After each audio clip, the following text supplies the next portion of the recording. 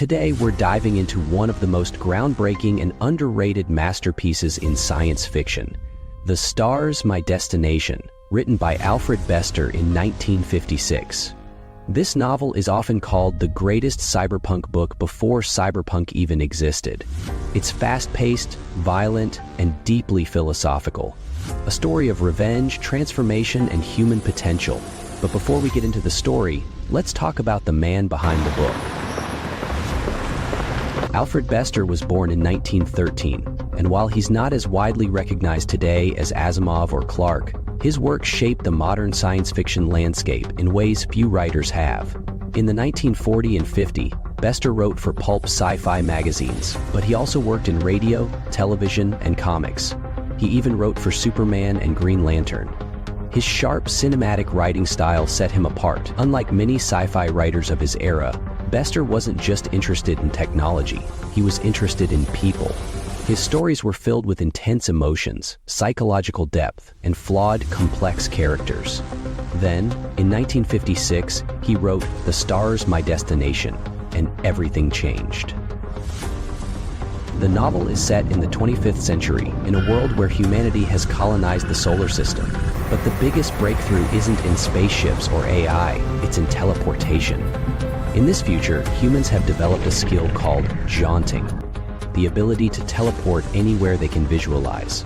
At first, only a few people can do it, but soon, the entire human race learns to jaunt. Suddenly, the world has no need for cars, planes, or even spaceships for short distances. Society is completely transformed. But even with all this power, humanity hasn't changed much. There's still war, greed, and oppression.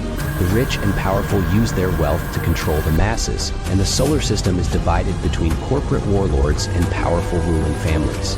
And in this world, there's one man, a nobody, who is about to change everything.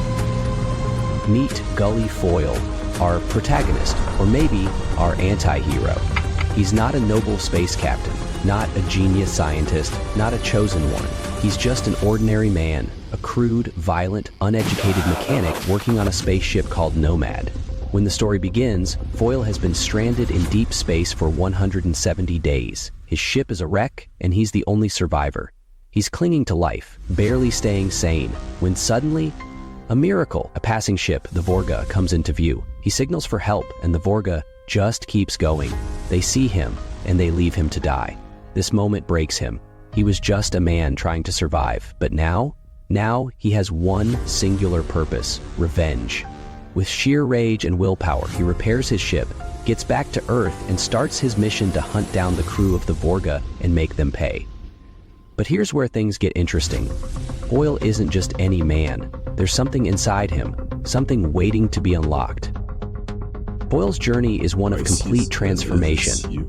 At first, he's an animal, driven by pure instinct and vengeance. But as he fights his way through the system, through prisons, gang wars, high society, and brutal betrayals, he evolves. He goes from a dumb brute to a genius strategist. He learns to control his rage, his body, and even his mind. And eventually, he discovers something even greater. You see, most people can only jaunt short distances. But Foyle? He unlocks something far beyond. He gains the ability to jaunt through space itself, a power no human has ever possessed. And now, he's not just looking for revenge, he's looking for justice. The final act of the book is pure chaos. Foyle destroys everything in his path, bringing down the most powerful people in the solar system. But in the process, he realizes something. Revenge isn't enough. He's more than just a man seeking payback. He's the key to the next step in human evolution. By the end of the book, Foyle doesn't just change himself, he changes humanity itself. He gives the power of interstellar jaunting to the entire species. Overnight, humans are no longer trapped in the solar system. They can teleport to the stars. The last line of the book says it all. Stars, take me home. So why does this book matter? Why do so many sci-fi writers call it one of the greatest novels ever written? Because The Stars, My Destination was ahead of its time. It's the first true cyberpunk novel. Before William Gibson, before Blade Runner, before Neuromancer, the gritty, corporate-controlled world, the powerful, mega-rich families, the rebellious anti-He, it's all here. It's a revenge story on a cosmic scale, blending the themes of The Count of Monte Cristo with science fiction. It's also blending the themes of The Count of Monte Cristo with science fiction. It influenced some of the greatest sci-fi works of all time, from The Expanse to Altered Carbon to Star Wars. It's about human potential, about how anger, pain, and suffering can fuel evolution. And yet, unlike Dune or Foundation, it's not as famous.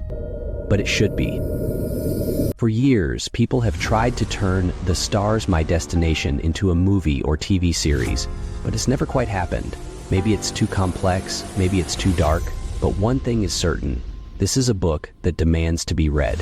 So, if you love sci-fi, if you love cyberpunk, if you love raw, powerful storytelling, you owe it to yourself to read The Stars, My Destination.